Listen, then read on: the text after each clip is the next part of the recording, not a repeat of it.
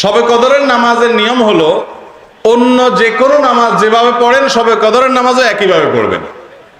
এই হলো শবে কদরের নামাজের নিয়ম।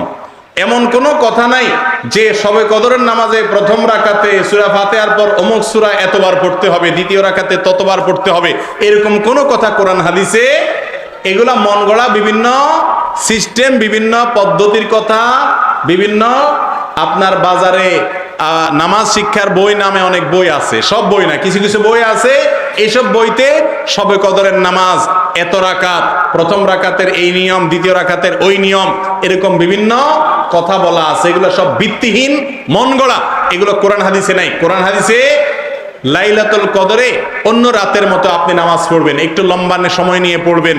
যে কোনো রাতের নামাজ, তাহাজ্জুদের নামাজ লম্বা সময় নিয়ে পড়তে হয়, দীর্ঘ রাকাত, দীর্ঘ রুকু, দীর্ঘ সিজদা, আস্তে আস্তে তেলাওয়াত, আস্তে আস্তে তাসবিহ এবং সময় নিয়ে পড়বেন।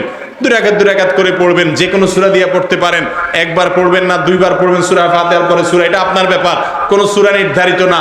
আপনি লাইলাতুল কদরের একটা জিনিস নির্ধারিত, সেটা হলো একটা দোয়া হাদিসে বর্ণিত হয়েছে, আম্মা জানা আয়েশা রাদিয়াল্লাহু তাআলা আনহাকে নবী করিম সাল্লাল্লাহু আলাইহি সাল্লাম শিক্ষা দিয়েছেন, তুমি যদি লাইলাতুল কদর পাও তাহলে দোয়া করবা, কি দোয়া? আল্লাহুম্মা ইন্নাকা আফুউন তুহিব্বুল আফওয়া ফাআফু আন্নী। আল্লাহ আপনি ক্ষমাশীল, ক্ষমা করতে ভালোবাসেন, অতএব আমাকে ক্ষমা করে দেন। ক্ষমা করতে ভালোবাসেন, অতএব আমাকে ক্ষমা করে দেন।